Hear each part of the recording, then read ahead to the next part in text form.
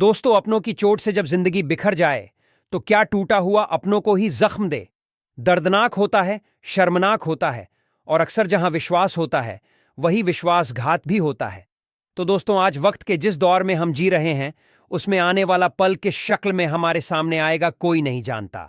हां, अगर हम कुछ कर सकते हैं तो सिर्फ इतना कि आने वाले पल के कदमों की आहट को जरूर भांप सकते हैं। मगर आने वाले वक्त की नीयत क्या है, ये तभी जाना जा सकता है जब हम अपने आंख और कान खुले रखें। और इसमें आपकी द शैडो ऑफ क्राइम मदद करेगा। तो आपसे अनुरोध है कि द शैडो ऑफ क्राइम को सब्सक्राइब जरूर करें, ताकि आपको क्राइम की दुनिया की हर छोटी बड़ी खबरों से आपको आगाह करने की कोशिश करेंगे, ताकि आप सुरक्षित रहें। तो दोस्तों, लौटते हैं आज की कहानी पर। कहानी शुरू होती है जनवरी 2014 को। मुरादाबाद जिले के गुरेठा गांव में दो व्यक्ति पहुंचते हैं। उनमें से एक की गोद में एक बच्चा था। वह गांव में जाकर कहता है कि मेरी पत्नी ने एक बेटी को जन्म दिया है, मगर दुर्भाग्यवश मेरी बच्ची मर गई है। अब इसे दफनाना है। दफनाने के लिए हमें फावड़ा चाहिए, और शमशान घाट किधर हैं ये बता दो, ताकि हम अपनी बच्ची को हम वहां दफना देंगे। ऐसे दुख में लोग हर तरह से सहयोग करने की कोशिश करते हैं, इसलिए गांव वाले भी फावड़ा आदि लेकर गांव के कई लोग उन दोनों के साथ गांव के पास ही बहने वाली गांगन नदी की ओर चल दिए। गांव का एक आदमी दुकान से बच्ची के लिए कफन भी खरीद लाता है, और पास में ही गांगन नदी के पास शमशान घाट में लेकर जाते हैं, और गांव वाले खुद उस खरीदे हुए कफन से लपेटकर नदी की तरफ चल देते हैं। नदी किनारे पहुंचकर गांव के एक आदमी ने बच्ची की लाश को दफनाने के लिए एक गड्ढा भी खोद दिया था। वह उसे दफनाने ही वाले थे कि उसी समय बच्ची रोने लग जाती है। बच्ची के रोने की आवाज सुनकर गांव वाले चौंक गए, क्योंकि उस बच्ची को तो उन दोनों लोगों ने मरा हुआ बताया था। बच्ची के जीवित होने पर उसके पिता और साथ आए युवक को खुश होना चाहिए था, लेकिन वे घबरा रहे थे। उनके चेहरे देखकर गांव वालों को शक हो जाता है, और वे समझ गए कि कुछ न कुछ गड़बड़ जरूर है। लिहाजा उन्होंने उन दोनों को घेर लिया और हकीकत जानने की कोशिश करने लगे।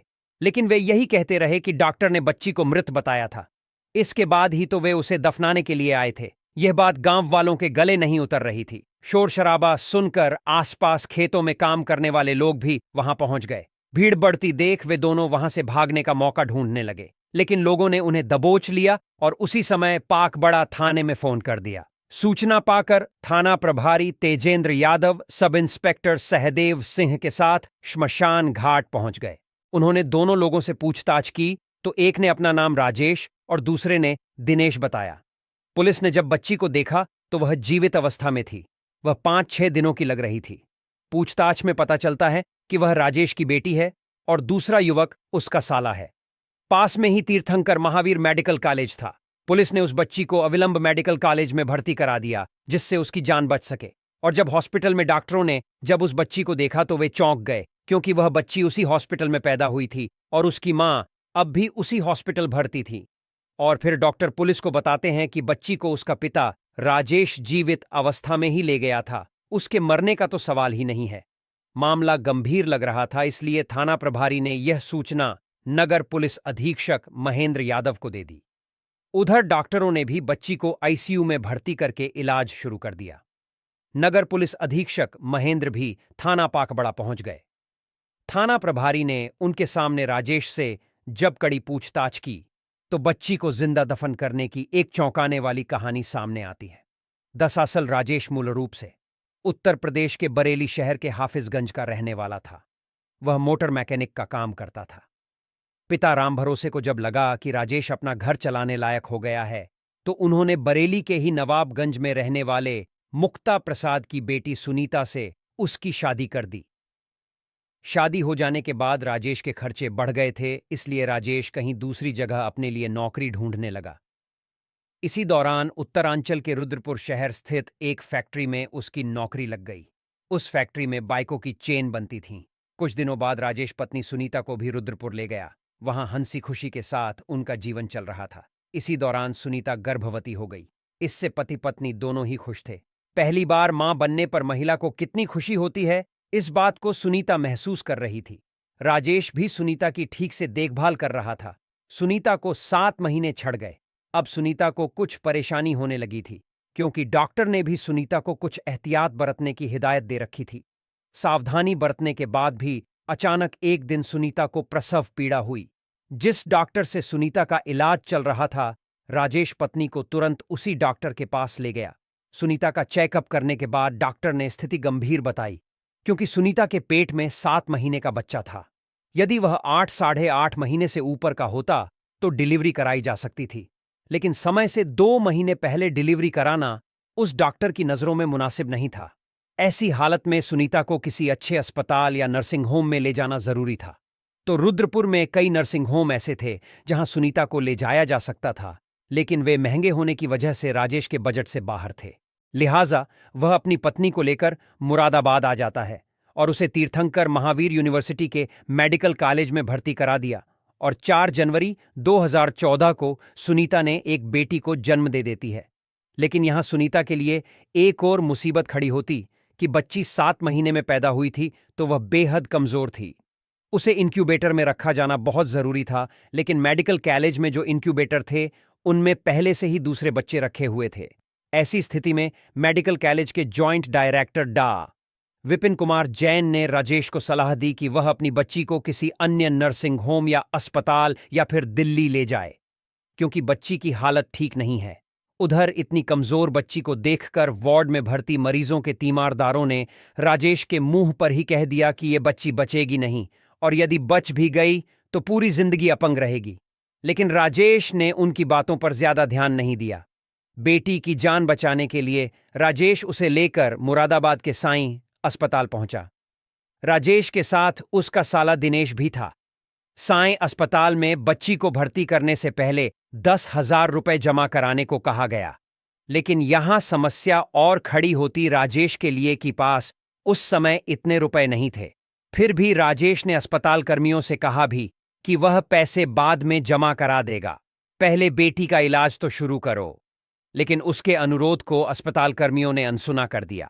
राजेश बेटी को हर हाल में बचाना चाहता था, इसलिए उसने अपने कई सगे संबंधियों और रिश्तेदारों को फोन करके अपनी स्थिति बताई और उनसे पैसे मांगे, लेकिन किसी ने भी उसकी सहायता करने के बजाय कोई न कोई बहाना बना दिया। राजेश बहुत परेशान हो गया था। ऐसी हालत में उसकी समझ में नहीं आ रहा था कि वह क्या करे। चारों ओर से हताश हो चुके राजेश के कानों में तीमारदारों के शब्द गूंज रहे थे कि बच्ची जिंदा नहीं बचेगी, और अगर बच भी गई तो विकलांग रहेगी। निराशा और हताशा के दौर से गुजर रहे राजेश ने सोचा कि जब बच्ची पूरी जिंदगी विकलांग रहेगी तो इसकी जान बचाने से क्या फायदा। इससे अच्छा तो यही है कि ये मर जाए। इसके अलावा उसके मन में एक बात यह भी घूम रही थी कि यदि बच्ची नहीं मरी तो वह उसकी वजह से पूरी जिंदगी परेशान रहेगा। लिहाजा उसने बेटी को खत्म करने का फैसला ले लिया। इस बारे में उसने अपने साले दिनेश से बात की तो उसने भी जीजा की हां में हां मिलाते हुए 6 दिन की बच्ची को खत्म करने को कहा। दोनों ने बच्ची को मारने का फैसला तो कर लिया, लेकिन अपने हाथों से दोनों में से किसी की भी उसका गला दबाने की हिम्मत नहीं हो रही थी। फिर उन्होंने तय किया कि बच्ची को जिंदा ही गड्ढे में दफना देंगे, और जब सुनीता पूछेगी तो कह देंगे कि बच्ची की मौत हो गई थी। गड्ढा खोदने के लिए उनके पास कोई चीज नहीं थी, इसलिए वह फावड़ा मांगने के लिए गुरेठा गांव पहुंचे। ऐसी हालत में गांव वालों ने उनकी सहायता करना मुनासिब समझा और उनके साथ गांगन नदी के किनारे उस जगह पर पहुंच गए जहां लोगों का अंतिम संस्कार किया जाता था। उसकी नन्ही सी जान की आंखें ठीक से खुली भी नहीं थीं। दुनियादारी से तो उसे कोई मतलब भी नहीं था। मां की गोद से पिता के मजबूत हाथों में वह इसलिए आई थी कि वह उसका इलाज कराएंगे, लेकिन उसे क्या पता था कि कन्यादान करने वाले हाथ ही उसे जिंदा दफनाने के लिए आगे बढ़ेंगे। लेकिन जैसे ही उसे गड्ढे में ठंडी रेत पर लिटाया गया, वह हाथ पैर चलाते हुए जोर जोर से रोने लगी, जैसे वह रोते रोते अपने जन्मदाता से पूछ रही हो कि मेरा कसूर क्या है, मुझे मत मारो, एक दिन मैं ही तुम्हारा सहारा बनूंगी और घर में उजियारा फैलाऊंगी। लेकिन उस समय पिता की संवेदनशीलता नदारद हो चुकी थी। अचानक बच्ची की आवाज सुनकर राजेश और दिनेश घबरा गए। वे सोचने लगे कि काश ये 2 मिनट और न रोती तो। बहरहाल उसकी आवाज सुनकर गांव वाले चौंक गए और उन्होंने पुलिस बुला ली। दोनों से पूछताछ के बाद पुलिस ने उन्हें न्यायालय में पेश करके जेल भेज दिया। पुलिस ने उस बच्ची को तीर्थंकर महावीर यूनिवर्सिटी के मेडिकल कॉलेज में भर्ती करवा दिया था। वहां उसे इनक्यूबेटर में रख दिया गया था। उसकी हालत में भी सुधार होने लगा था। उधर सुनीता को इस बात का पता नहीं था कि उसने जिस बच्चे को जन्म दिया, उसकी हत्या की कोशिश करने वाला उसका पति जेल में है। इलाके के लोगों को जब एक पिता के यमराज बनने की जानकारी हुई, तो लोग बच्ची की लंबी उम्र के लिए दुआएं करने लगे। बच्ची के इलाज के लिए कई लोगों ने अस्पताल में पैसे भी जमा कराए, लेकिन 1 सप्ताह बाद ही उस बच्ची ने अस्पताल में दम तोड़ दिया। वैसे यहां एक बात बताना जरूरी है कि राजेश की नीयत बेटी की हत्या करने की नहीं थी, बल्कि वह तो उसकी सुरक्षा के लिए ही मेडिकल कॉलेज लाया था, और मेडिकल कॉलेज के डॉक्टर के कहने पर वह बेटी को लेकर कई अस्पतालों में घूमा भी। उसकी मजबूरी यह थी कि इलाज के लिए उसके पास पैसे नहीं थे, और जिन संबंधियों और रिश्तेदारों से उसने मदद की गुहार लगाई, उन्होंने भी मुंह मोड़ लिया था, जिससे वह निराश और हताश हो चुका था।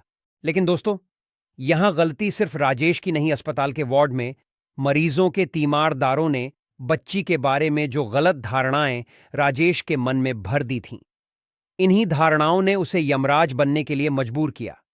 इन्हीं बातों ने उसकी संवेदनशीलता को हर लिया था। कहते हैं कि मां का दूसरा रूप मामा होता है, लेकिन उस समय दिनेश का दिल भी नहीं पसीजा था।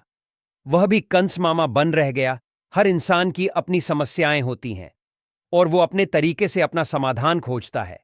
इस पर फैसला सुनाने का किसी को कोई हक नहीं है, लेकिन अपनी समस्याओं से जूझ रहे इंसान को यह पता होना चाहिए कि अपनी तकलीफों का हल हमें खुद ही ढूंढना पड़ता है। कुछ गलतियां इंसान जानबूझकर करता है और सोचता है कि वो वक्त के साथ भुला दी जाएगी और उनके निशान खुद ब खुद मिट जाएंगे। लेकिन कहते हैं ना, अच्छे बुरे कर्म का फल यही इसी दुनिया में भुगतना पड़ता है। और एक दिन अचानक अतीत में से कोई गलती सामने आकर खड़ी हो जाती है और वर्तमान के साथ भविष्य को भी बर्बाद कर देती है। ऐसे हालात में बेहतर यही है कि वक्त रहते इंसान को अपने जज्बात को काबू में रखकर अपने कदम पीछे हटा लें और अपनी जिंदगी को नए मायने देने की कोशिश करे। तो मित्रों, आपसे फिर मुलाकात होगी द शैडो ऑफ क्राइम में। तब तक के लिए अपना ख्याल रखें और सुरक्षित रहे। जय हिंद।